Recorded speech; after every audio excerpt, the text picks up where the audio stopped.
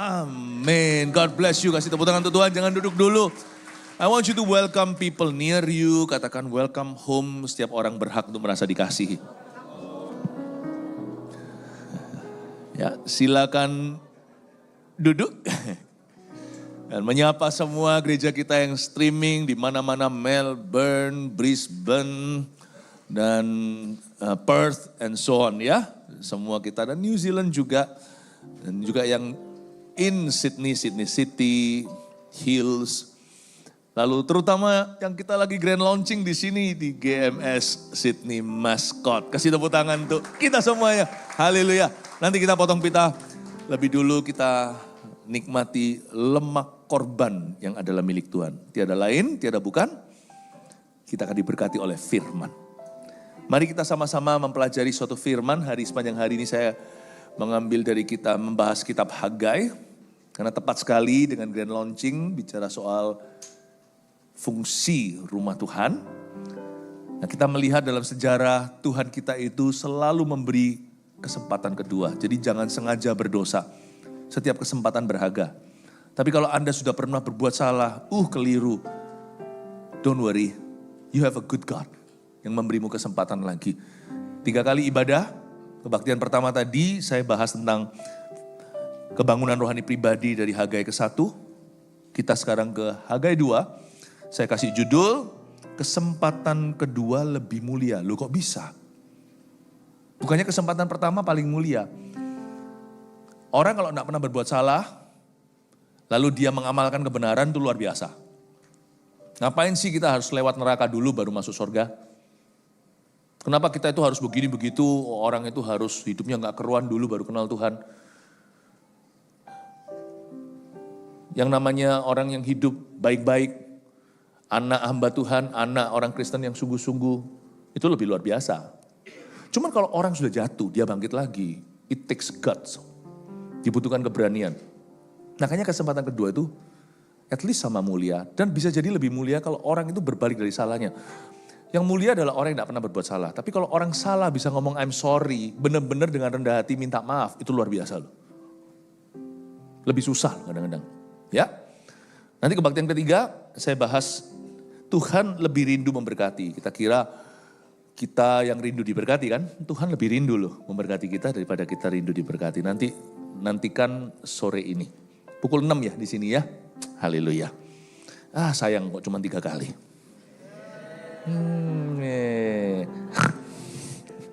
Haleluya. Siapa di sini bahagia di rumah Tuhan? Amin. Puji Tuhan. Hagai pasal 2. Ayat 1 sampai 10, kesempatan kedua lebih mulia. Saya bacakan ayat per ayat, nanti saya jelaskan latar belakang background story-nya supaya Anda yang tidak pernah baca Alkitab ini bisa mengikutinya dengan mudah. Kemegahan bait suci yang baru.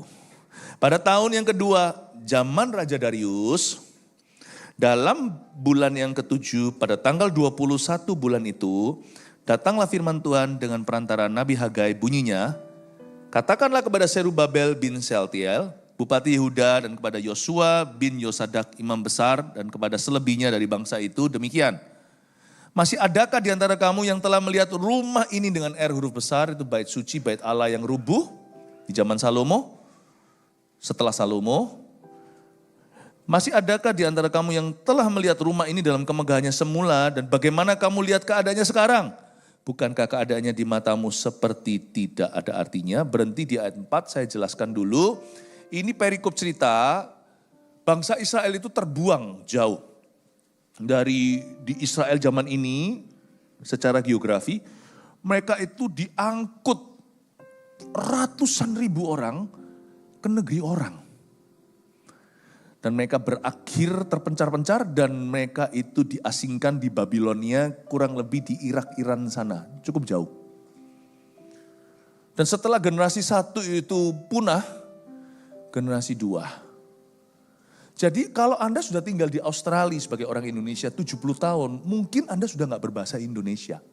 Udah lupa makanan Indonesia, lebih makan kentang daripada nasi. Anda bisa lupa, keturunan Anda bisa lupa. Tuhan tidak pernah lupa janjinya kepada Abraham. You see, orang yang mempertahankan janji Allah dalam hidupmu sampai titik darah penghabisan itu bukan dirimu. tapi Tuhanmu. Once God has spoken in your life, kalau Tuhan pernah berbicara, Tuhan pasti akan genapi. Berkat kita itu adalah kita itu punya Allah yang sangat setia. Bahkan ketika kita tidak setia, 70 tahun loh ini. Bangsa Israel itu di pembuangan 70 tahun. Ayo siapa tahu, nabi-nabi di saat pembuangan Israel itu diantaranya coba sebut beberapa. Yang tahu boleh pulang bawa mobilnya Pastor Robin. Siapa? Nabi?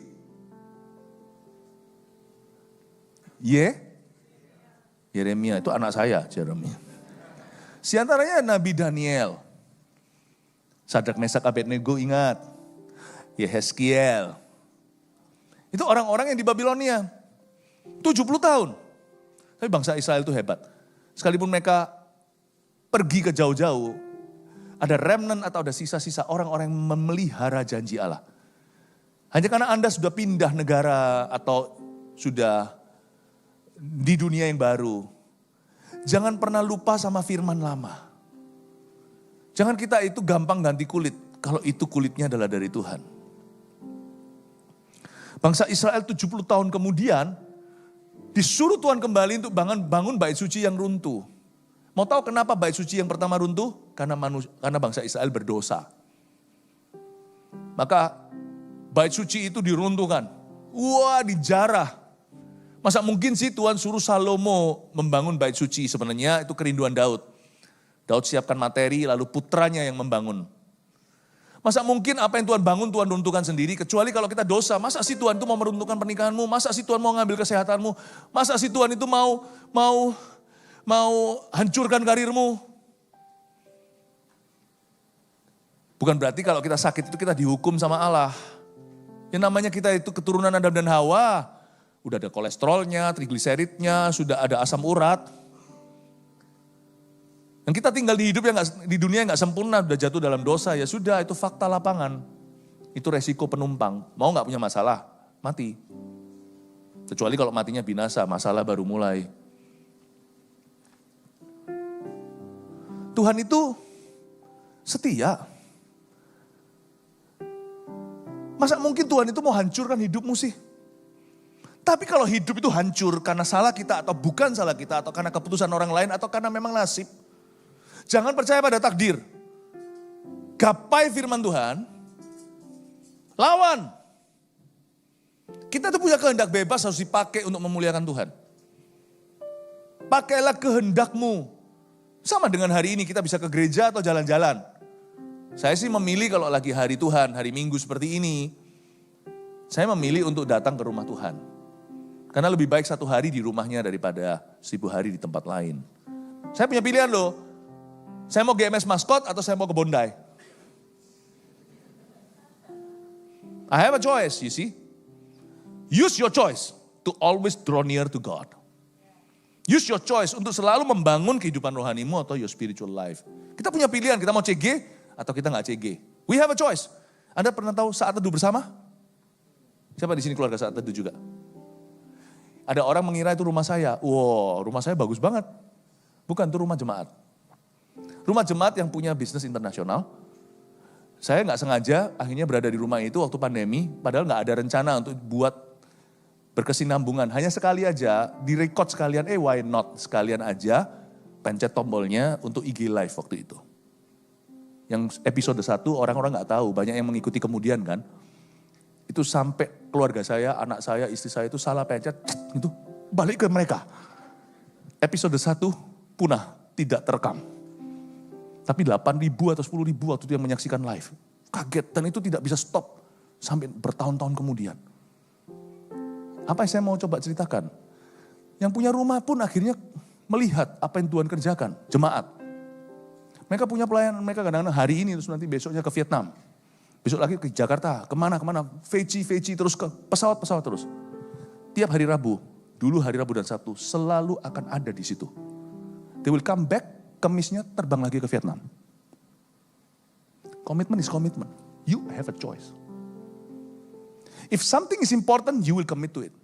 Kalau Anda tahu, misalnya kalau Anda ber-CG, Anda tahu bahwa itu membangun manusia rohmu, then you will commit to it.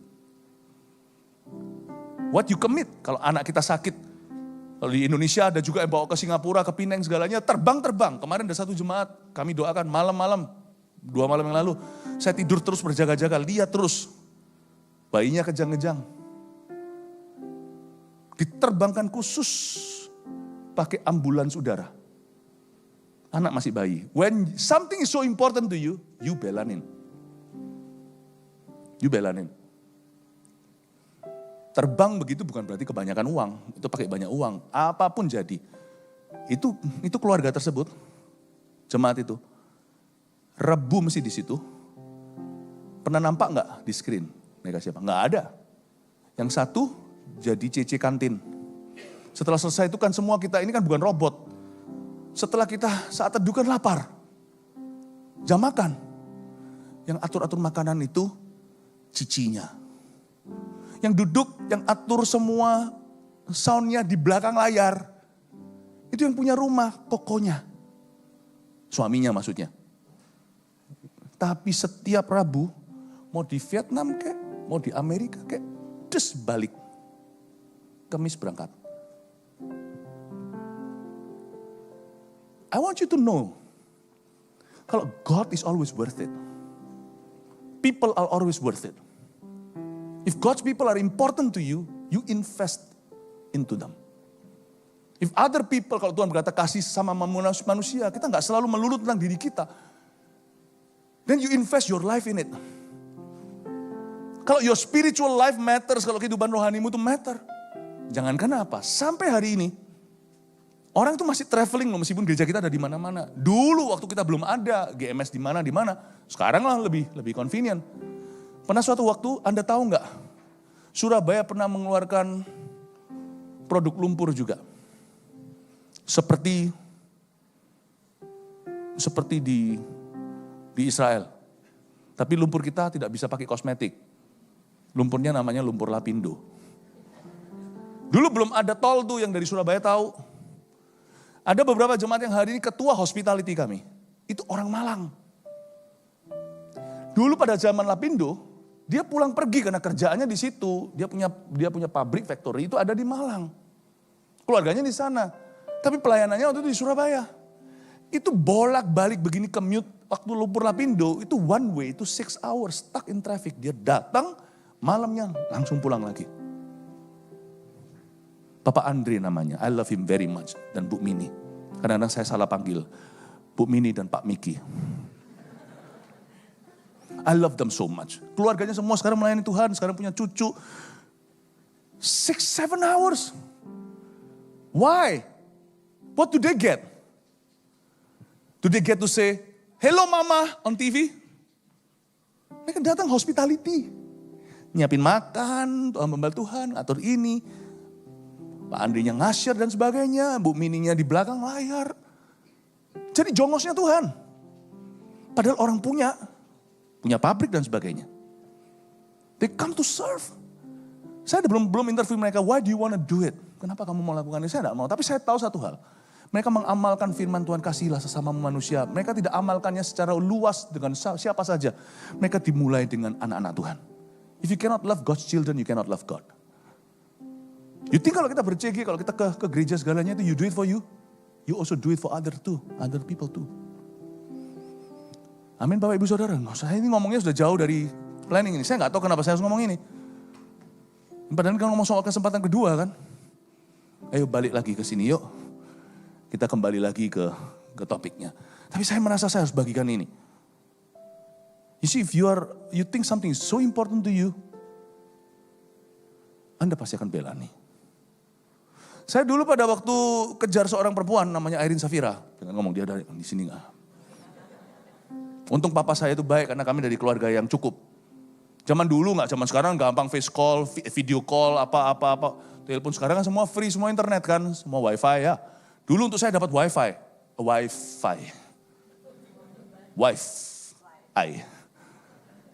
Itu I spend a lot. Zaman dulu saya punya rekening telepon.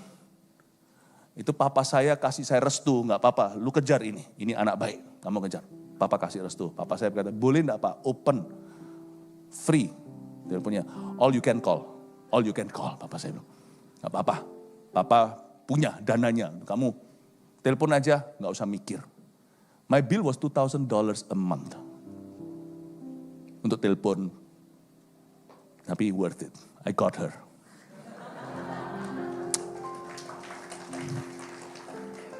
Long distance. Saya di Kanada, istri saya ada di Indonesia. Jarak gua tempuh. Because she matter to me. She's my everything. Paham ya? Jarak is nothing. Kalau sesuatu itu penting, Anda pasti akan tempuh. Kita saat teduh nggak tiap pagi? Kita cari Tuhan dulu nggak kalau Tuhan itu penting? Kalau kita merasa Tuhan itu kunci. Kunci dengan K huruf besar loh, the master's key. In fact, he's not only the master's key, he's the master of your life. Ya, oke, balik lagi. Kok saya dibawa terus ke situ? Oke, Roh Kudus sekarang beri saya kemampuan untuk bisa menyelesaikan apa yang saya ini. Katakan kesempatan kedua lebih mulia. Supaya saya balik lagi. Ingat tukul, kembali ke laptop. Coba ngomong lagi, kesempatan kedua lebih mulia. Oke, let's go. Mari kita sekarang belajar, oke? Pada tahun yang kedua, zaman Raja Darius, dalam bulan yang ketujuh, pada tanggal 21 bulan itu, hafal gak? Ayo, coba tutup dulu. Hafal bulannya, tahunnya, harinya gak? Enggak, semua hari sama, tidak ada yang keramat. Jangan percaya hari ini bagus, hari itu enggak. Hari itu baru bagus kalau di hari itu Tuhan berfirman kepadamu. Kalau Tuhan berfirman padamu setiap hari adalah harinya Tuhan. Pada tahun yang kedua lah, bulan yang ketujuh lah, tanggal yang ke-21 lah, bulan itu. Forget percaya dengan tanggal. Kesempatan pertama maupun kesempatan kedua datang dari Tuhan itu selalu dimulai dengan firman. Kau berfirman dan sembuhkan aku. Always begins with God's word. Nothing happens in your life from God unless God speaks into your life. Makanya itu hari ketujuh, kita kerja seperti ini hari Minggu, itu sebenarnya bagi orang-orang Kristen perjanjian baru, dari zaman para rasul itu hari ke-1 Minggu itu. Karena bagi orang Yahudi hari Sabat itu Sabtu. Minggu itu hari ke-1. Profetik ya, bagi orang Kristen, hari Minggu adalah hari libur. Dan kita cetuskan untuk ibadah, kita datang ke gereja. Dan kalau gereja terlalu jauh, gak usah terlalu jauh lah, gak usah Malang, Lapindo 7 jam. Dari City aja, dari Hills kita pindahin di Maskot 1. Kalau kita di Maskot aja kita gak datang. Ya, I don't know I don't know anymore about you. Hari ke-1 itu harus selalu memulai minggu itu di-charge dulu dengan firman Tuhan. Saya gak berani loh ya, tiap hari kerja tanpa saat teduh pribadi dulu karena saya tahu Tuhan itu key. Dan saya gak berani memulai minggu saya. Saya gak berani memulai minggu saya. 1, 2, 3, 4, 5, 6 days you work. Tidak dimulai dengan pertama-tama cari Tuhan bersama dengan umatnya. Makanya hari Minggu ini adalah hari kebangkitan Tuhan Yesus. Tapi bagi orang di Pakistan,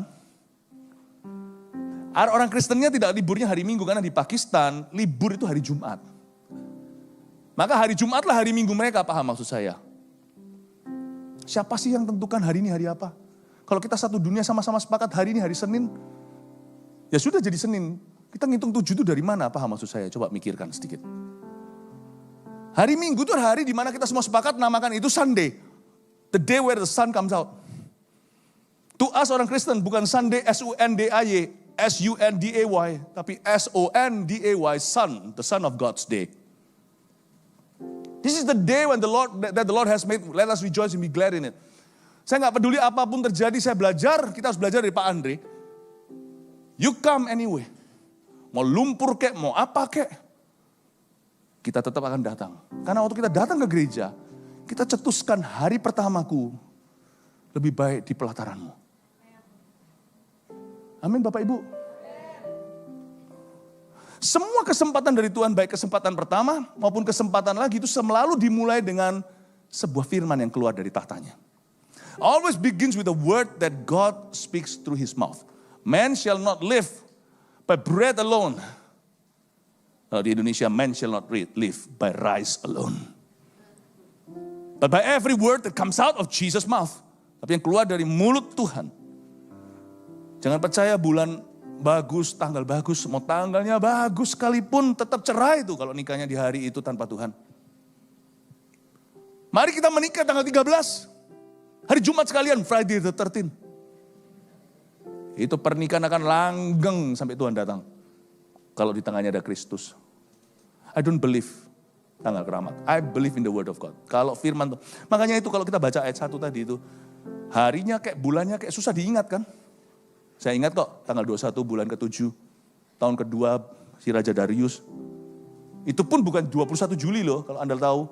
Ini tanggalannya zaman itu. Ini bukan Juni, Juli segalanya tanggalan Yunani. You see, any day is a good day after God speaks to you. Kesempatan ke-1, ke-2 selalu dimulai dengan sebuah firman yang keluar dari mulut Allah. Baik itu kita terima saat teduh pribadi, baca Alkitab, atau saat khotbah. Atau saat CG waktu kita memecah-mecahkan roti di dalam kelompok-kelompok kecil. Disitulah rumput jadi hijau. Disitulah mereka pulang membawa 12 bakul penuh. Sampai mertua Petrus pun makan dan semua orang yang lain. You see, they are bread yang diberikan secara luas waktu Sunday service. They are bread yang dipecahkan waktu di kelompok kecil. And they are bread that you need to pick up you yourself. Seperti ketika Tuhan menyuruh mereka memungut mana di padang gurun. God has more than just one type of bread. Pick all those bread for you. Karena hidup kita itu terlalu kompleks untuk just one bread. Pick all those bread for you. And any day is a good day. Dan pastikan bahwa ada hari-hari yang memang kita komit untuk ada di situ, duduk di kaki Yesus. Amin. Kita lanjut sekarang ya, ayat 3. Katakanlah kepada Zerubabel bin Shealtiel, Bupati Yehuda, seorang political figure. Dan kepada Yosua bin Yosadak, imam besar, seorang religious figure. Dan kepada selebihnya dari bangsa itu demikian. Jadi Tuhan berfirman itu kepada semua macam orang. Tuhan berfirman kepada politikus, kepada pengusaha. Tuhan bicara kepada seorang ibu rumah tangga, mahasiswa. God speaks one message, but kepada setiap orang itu rema berbeda. Dan dia bicara kepada imam Yosua dan sebagainya. Demikian. Dan Tuhan tanya sesuatu, saya ajak Anda untuk melihat. Jangan lupa ya, ini yang dibangun di zaman Hagai ini bait suci baru. Bait suci lama runtuh, di lokasi yang sama, Sherlock tetap di situ, dibangunlah bait Allah yang baru grace, yang fresh grace. Jadi itu rumah itu direnovasi. Kalau renovasi kan direnovasi pertahankan struktur, tapi rumah itu runtuh 70 tahun lalu. Jadi ambruk semuanya harus bangun awal, tapi strata tanahnya tidak berubah. Maksudnya bukan strata, tapi tempatnya itu loh, tidak berubah lokasinya. Jadi waktu itu Hagai ini usianya udah tua, ini nabi tua. Dia tanya, dia bukan yang paling tua. Ya, Hagai ini adalah nabi di zaman pembuangan itu, tapi telat-telat di ujung-ujung 70 tahun itu. Tentunya ada sesepuh, tidak semua generasi satu sudah punah. Ada orang-orang yang waktu zaman bait Yerusalem itu dijarah, bait suci diruntuhkan, waktu itu dia umur 14. Mari kita do matematika. Waktu dia umur 14, terjadi perang di negaranya. Hancur semuanya itu runtuh, lalu dia diasingkan, dia lari sebagai suaka politik, pergi ke negara lain. Nanti ketika semua udah baik-baik, dia sudah aman di negara itu, dia sudah punya kehidupan baru, kebiasaan baru. Lalu tiba-tiba negaranya sudah gak apa-apa, dia kepingin pulang untuk bangun tanah airnya. Nah waktu 70 tahun kemudian kira-kira dia usia berapa? Kalau dia waktu terjadi perang di negerinya itu dia umur 14. 70 tahun kemudian berapa? 84 lah. 84. Masih ada loh kakek-kakek umur 84 waktu Hagai bernubuat. Masih ada engkong-engkong yang umur 90. Apalagi zaman dulu orang hidupnya lebih lama karena F&B-nya lebih organik. Sekarang semua makannya kaleng-kaleng. Ya. Jadi di zaman ya, farming bukan farmasi. Zaman farming itu orang-orang hidup lebih lama. Dan zaman dulu orang juga dibanding sekarang lebih banyak dosa dunia ini. Hidup orang lebih singkat. Kalau hidupnya panjang pun banyak yang sia-sia. Dan Hagai tanya sebuah pertanyaan jackpot. Hello, ada gak di antara kalian yang pernah melihat rumah ini yang orisinil? Kesempatan pertama, ada gak di antara kalian ini? Ya, kalau orang Medan bilang, ada gak di antara lu orang? Ada gak yang pernah melihat kemegahan bait Salomo. Siapa yang tahu bait suci Salomo? Saya kasih sedikit hint. Banyak emasnya. Apa-apa terbuat dari emas. Megah. Kalau bicara soal megah in the physical sense secara jasmani, nggak ada yang bisa melampaui. Apalagi sekarang emas mahal ya. Salomo itu saking nggak pernah perangnya, karena nggak perlu perang, semua damai. Sampai perisai-perisainya itu diringkes semua, masukin ke gudang namanya hutan Lebanon. Itu perisainya itu terbuat dari emas, cangkir-cangkirnya. Dia buat sampai perak nggak ada harganya. Ada nggak yang lihat kemuliaan bait Salomo? Ada nggak? Ada beberapa, nggak sedikit. Karena zaman dulu orang hidup panjang, angkat tangan. Saya. Ya, I. Ada lagi, woh. Ada lagi yang ike. Dan bagaimana kamu lihat keadaannya sekarang? Ini luar biasa. Si Hagai mengalihkan mereka dari masa lalu ke masa kini. Oke, forget it yang lalu. Adakah di antara kalian, bagaimana kamu lihat keadaanmu sekarang? What do you think the temple now? What do you think the temple now? Lalu dia membaca pikiran mereka, nggak perlu gimana. Orang itu kalau interest dengan nggak interest itu kelihatan. Ayo pergi makan yuk. Kayak gini tuh Anda harus tahu, jangan diajak lagi. Ayo pergi makan, ayo. Nah itu lain cerita. Sama dengan kalau puji-pujian banyak orang juga, Tuhan lihat, sudah kamu gak sungguhan mau aku kok. Sama Tuhan tahu yang mana yang mau dia. Tuhan pasti mendekat pada yang mau lah, Tuhan itu sopan. Ketuk pintu gak buka Tuhan gak akan dobrak. Puji-pujian itu mengundang, gak semua orang itu ngalami Tuhan mengatasi pujiannya. Kalau Tuhan bertata di atas pujianmu yang sungguh-sungguh, Tuhan akan mengatasi masalahmu. Karena dia bertata di atas pujian umatnya. Dan saya ulang ya, ini hikmat Hagai ini luar biasa. Dia berkata, masih ada gak di antara kamu yang sudah melihat rumah ini dalam kemegahannya? Ada. Ini Pak Hagai, ini, susu ini, engkong ini. Bagaimana kamu lihat keadaannya sekarang? Saya tunjukkan ya, beda materi ya, ini namanya beda spek. Oke, Anda kalau bangun rumah, Anda mau spek segini sama segitu itu bedanya. Rumahnya lokasinya sama, tapi bisa beda loh. You give me 50,000 more, I'm gonna give you more luxury. 50,000 can make the difference. Ya. Apalagi orang yang duitnya nggak berseri. Cash, saya tambahkan 200.000 lagi. Wah. Sofanya, apanya, mobil juga sama kan, fitur-fiturnya, mobilnya sama, mereknya sama, tapi you want top of the line atau yang so-so. Yang top of the line orang yang datang aja, buka sendiri pintu, nggak ada itu, imajinasi. Dan lalu habis itu diputar-putar begini, volume sendiri bisa naik sendiri tanpa touch anything. Saya tahu soalnya saya dipinjemin mobil sama orang, wah mobilnya kok pinter sekali, this mobil has brain. You see, saya mau tunjukkan speknya yang beda. Zaman Salomo, gold everywhere. Not just gold, kalau gold semua kan bosan ya. Kalau kita, di sini ada arsitek, di sini ada interior design, kalau gold semua kan bosan ya. Kaku ya. Itu nanti ya, kalau Anda baca ya, itu ada dari kulit lumba-lumba, ada yang ungunya begini, ada yang begitu. Ya ampun. Masterpieces of art. The most expensive sutranya semuanya. Yang sekarang, budget. Ini budget ini. Jadi pertanyaan ini seharusnya gak usah dijawab. Kalau kamu, ada gak di antara kalian yang pernah lihat bait Salomo? Ada. Yang kalian lihat sekarang bait suci yang dibangun zaman Hagai Sakaria ini, yang dibangun di bawah pemerintahan Bupati Zerubabel ini di Yehuda, kira-kira gimana? Semua gitu. Senyumnya agak kecut sedikit. Semua orang tahulah jawabannya. Langsung dia baca pikiran mereka. Dia berkata, bukankah keadaannya di matamu seperti tidak ada artinya? Don't you think it's pale compared to that? Tapi Hagai memberi mereka satu paradigma yang luar biasa. Hanya orang yang penuh Roh Kudus yang bisa lihat begitu.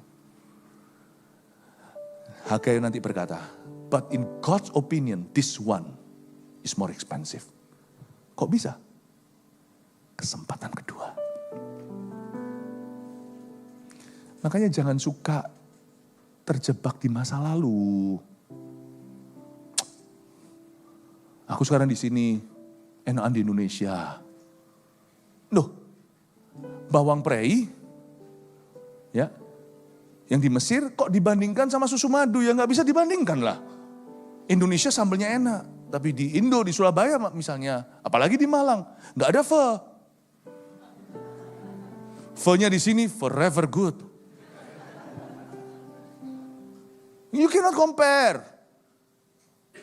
Comparison is the dumbest sin. Dosa yang paling bodoh. Jangan compare. Makanya itu dia pancing nih Hagai beritahu. Kalian compare, menurut kalian mana lebih megah? Semua engkong-engkong itu berkata, ya yang dulu lah lebih megah. Kalau semua orang yang lihat dulu, siapa yang membangun hari ini? Semua orang yang kalau punya mentalitas, ya sudah terlanjur ya sekalian aja bablas. Hubungan itu paling manis kalau tidak disalahi. Bagus kan? Sempurna. Tapi siapa sih punya hubungan kayak gitu yang sempurna? Tapi kalau kita salah, minta maaf meskipun sudah terlanjur kita bersalah. Sorry and mend the broken heart. Dan making up for your mistake. Itu nanti ujungnya, meskipun orang sudah tergores, tapi Tuhan bisa ciptakan abstrak dari goresan itu. Bagi Tuhan, orang yang berani gentleman dan kesatria menghadapi keruntuhan, menghadapi kekalahan, menghadapi kerugian, menghadapi semua kesalahan masa lalu dan mencoba memperbaikinya, tapi bukan dengan kekuatannya sendiri, tapi dengan janji Tuhan. Di mata Tuhan, Tuhan tidak lihat hasil akhirnya. Andai aku tidak pernah bersalah. No, Tuhan lihat effortnya, Tuhan lihat usahanya. Bagi Tuhan, kesempatan kedua lebih mulia. Karena jarang orang berani kesatria. To say sorry could be more glorious than if you've never wronged anyone. Bukan berarti, okay, let's go for sorry now. Mari kita salahi orang kanan kiri. Oh jangan, itu namanya orang bebal. Tapi kalau sudah terjadi, nasi udah jadi bubur, lu mau apa? Nasi jadi bubur, dituang aja, toh gak bisa mengenyangkan, dibuang. Lalu marah-marah, dipecahkan pinggannya. No, kalau nasi saya jadi bubur, saya akan ambil kecap. Saya akan duduk dan saya akan berkata, Lord, thank you for this meal that will not make me full. But I'd rather eat something that will not make me full than to go hungry. And make my bubur count. Buat bubur saya, buat bubur ini berarti. Makanlah bubur itu dengan sukacita. Jangan menyesali nasi. Nasi udah jadi bubur, lu mau diapain? Makan. Waktu makan dengan bergembira, ada ayatnya, bergembiralah karena Tuhan, maka Tuhan akan memberikan apa yang diinginkan hatimu. Siapa tahu Tuhan terharu dan berkata, bubur ini kamu makan dengan sukacita. Kamu memang salah, tapi kamu tidak takut untuk menghadapinya dan mengakuinya dan berbalik dari kesalahanmu. Jangan-jangan Tuhan berkata, malaikat sini, apa Tuhan, baik Tuhan, Baginda, bukakan dia usaha bubur. Muncullah a chain of bubur semuanya. It can become something. God can still turn your mistake into something beautiful. Berarti apa kalau gitu? Let's make a mistake? No. You know how painful mistake when we make to other people and to us? Why should you have to go to hell in order to go to heaven? Kenapa harus melalui mistake dulu untuk kita mengalami keindahan? But sebagai orang yang indah di mata Tuhan, Tuhan membuat segalanya indah. Let's make a commitment untuk jadikan semua mistake kita sebuah keindahan. Yang penting gini loh, kita jangan jadi orang kurang kreatif, membuat the same mistake twice.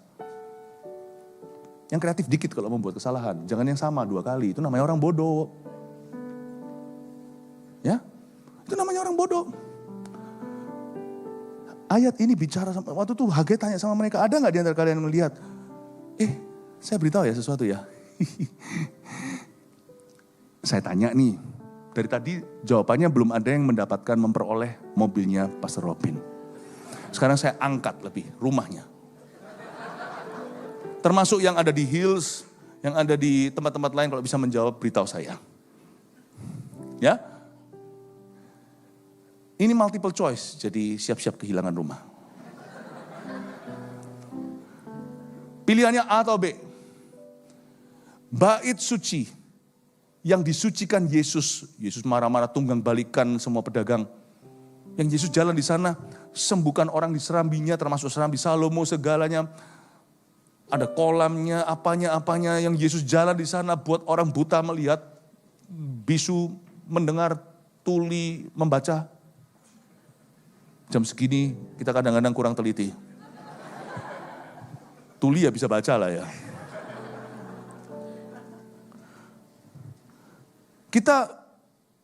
Tuhan menyembuhkan berbagai macam penyakit di sana dan mengajarkan some of the greatest teachings the world has ever known. A. Bait Salomo. B. Baitnya Zerubabel, Hagai, Nehemia. Ini semuanya. C. Baitnya Pak Agus. Jawabannya adalah? Salah.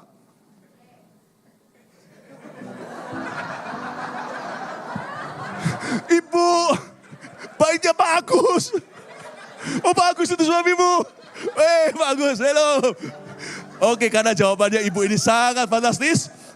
Anda tidak pulang membawa rumahnya Pastor Robin, bawa rumahnya Pak Agus.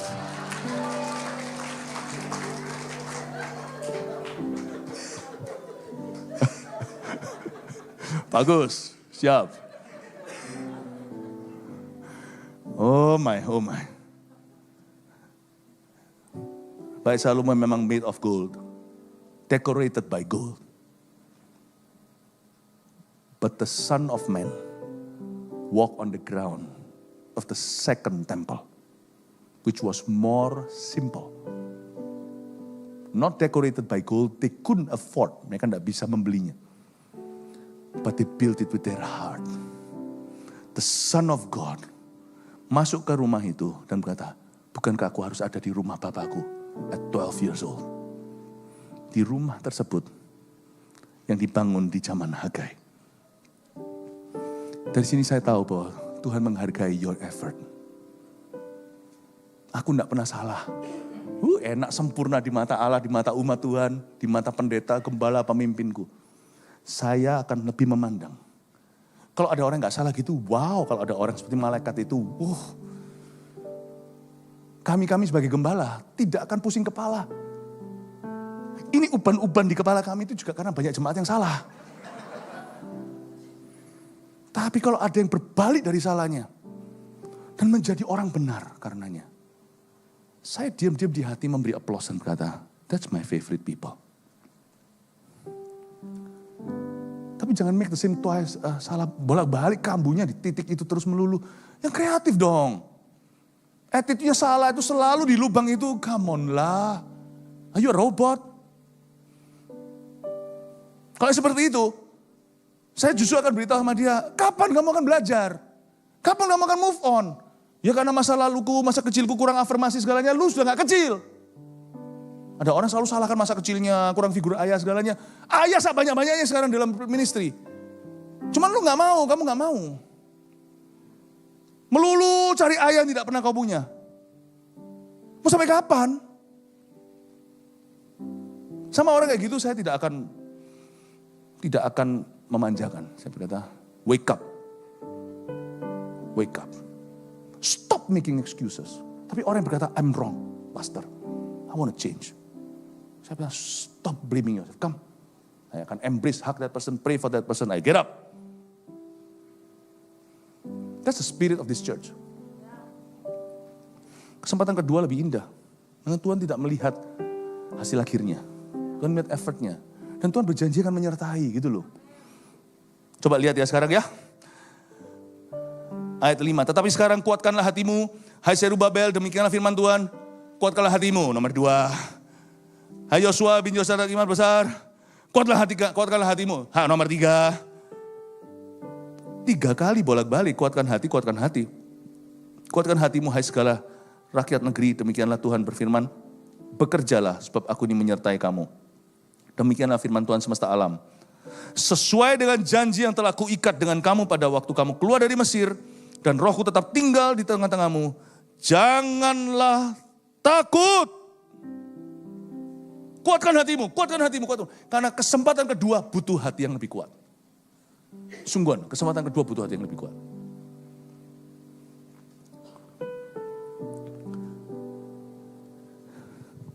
Dibutuhkan kreativitas yang lebih tinggi untuk bisa mengubah kesalahan dalam sebuah kanvas. Saya seorang seniman, jadi saya ngerti itu.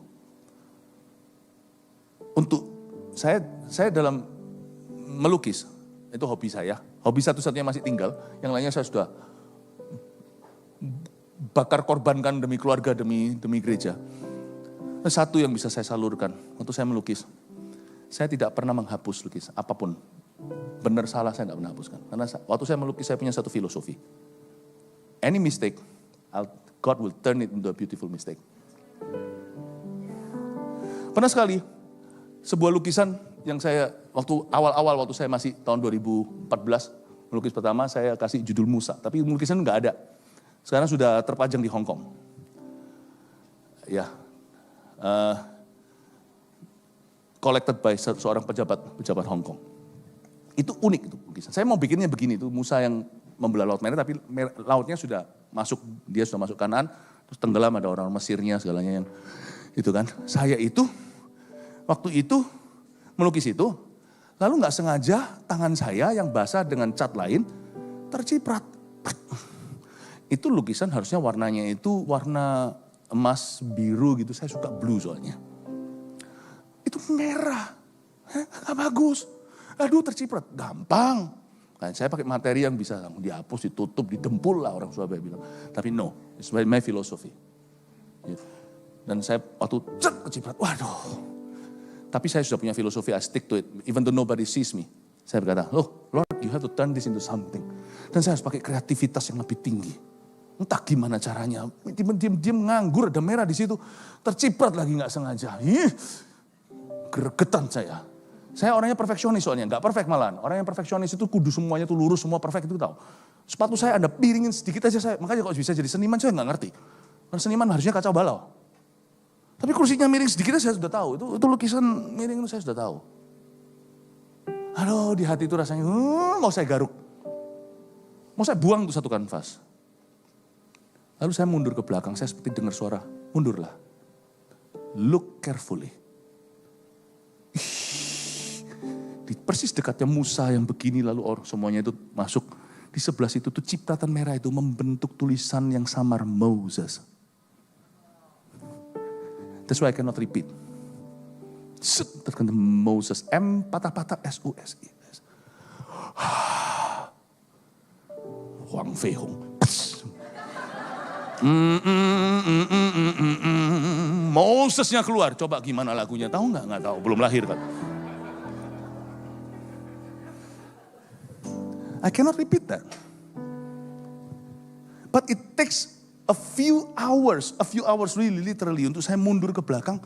Dan I really look intently into that painting. What do you see? Saya lukis yang lainnya dulu.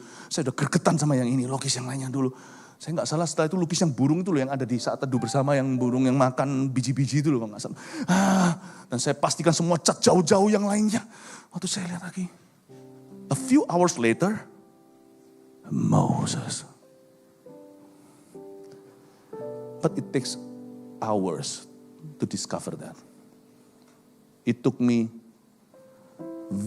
membutuhkan saya to look intently into my mistake. Dan surrendering it to God. Terus saya bisa menemukan sesuatu. Sedikit cerita aja lah, sedikit cerita sama jemaat. Dalam hidup saya juga sama punya filosofi. I hope I'm not repeating any mistake I made in the past. Tapi in case I did make some mistakes, I promise in the future not to ponder upon my mistake except for one purpose. To look intently into them, to find something good in them. Untuk Tuhan. Amin Bapak Ibu Saudara. Sebab beginilah firman Tuhan alam, semesta alam ayat 7. Sedikit waktu lagi maka aku akan menggoncangkan langit dan bumi, laut dan darat. Aku akan menggoncangkan segala bangsa-bangsa, sehingga barang yang indah-indah kepunyaan segala bangsa datang mengalir. Maka aku akan memenuhi rumah itu dengan kemegahannya. Firman Tuhan semesta alam, kepunyaanku lah perak, kepunyaanku lah emas. Demikianlah firman Tuhan semesta alam. Tunggu dulu sebelum saya bahas ayat 9 terakhir, ayat 7 dan ayat 9 dan 10, ayat 7 dan 8. Barang-barang yang indah-indah kepunyaan segala bangsa akan datang. Itu kan future tense, masa depan. Tuhan bilang barang-barang. Bukankah kita orang Kristen diajarin untuk tidak cinta barang? Betul, kita jangan mencintai barang. Kalau kita boleh pilih mencintai barang atau uang, bukan berarti cinta uang ya, paham ya. Kalau kita suruh pilih uang atau barang, pilih uang. Karena barang itu depresiasi. Kecuali sesuatu yang memang nilainya bisa lebih holding on a bit, lama. Ya, jangan sampai orang itu belum punya uang, wah sudah suka barang mahal-mahal, itu biasanya orang itu tidak akan pernah hidupnya itu berkelimpahan. Salah sendiri. Jangan iri sama orang yang kelimpahan karena dia menabung.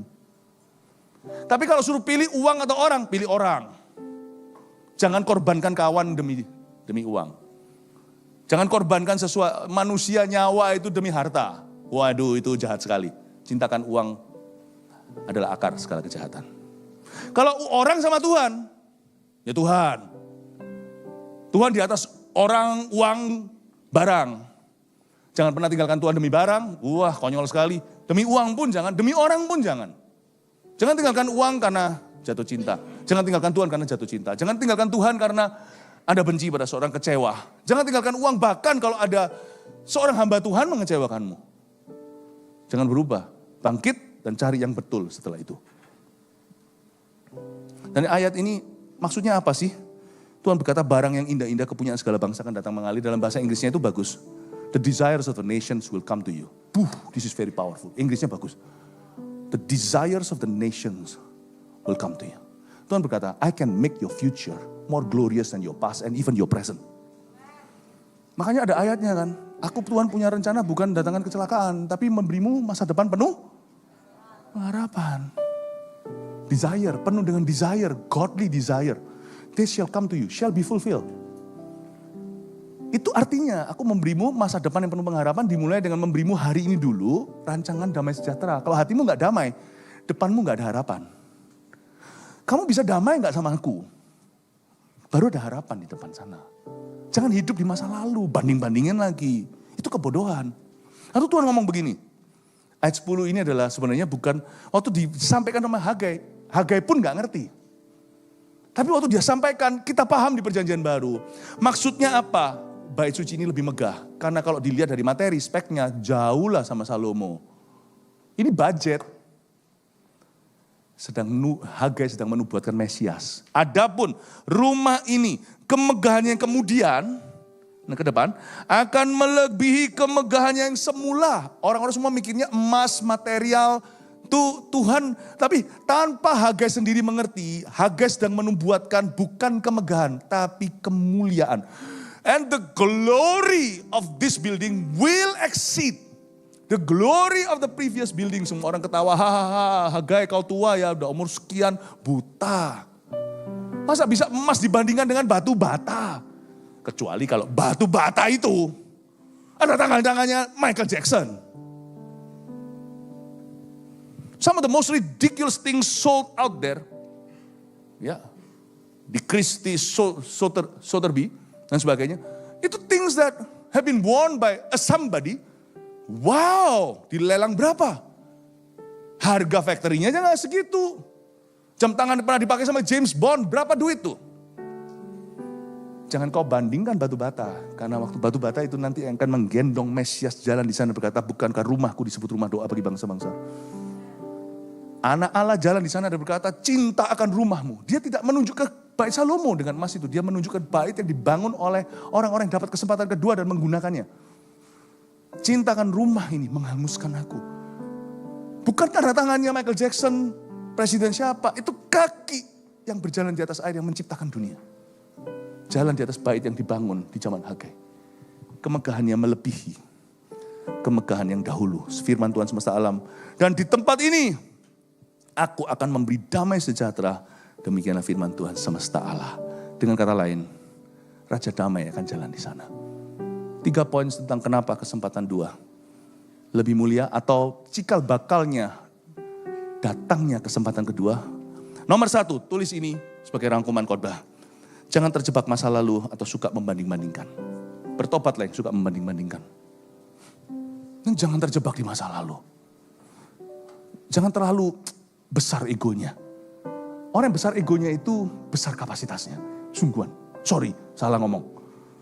Orang yang besar egonya itu kecil kapasitas hatinya. Itu hatinya kecil, makanya besar egonya. Karena dia gak ada sesuatu yang bisa dibesarkan kecuali egonya. Orang itu ya, kalau hatinya besar ya, egonya kecil. It's okay. Gak apa-apa. Jangan banding-bandingkan. Janganlah terjebak di masa lalu juga. 2. Tuhan memperhitungkan usaha kita bukan hanya hasil akhirnya. Dan Tuhan berjanji menyertai kita.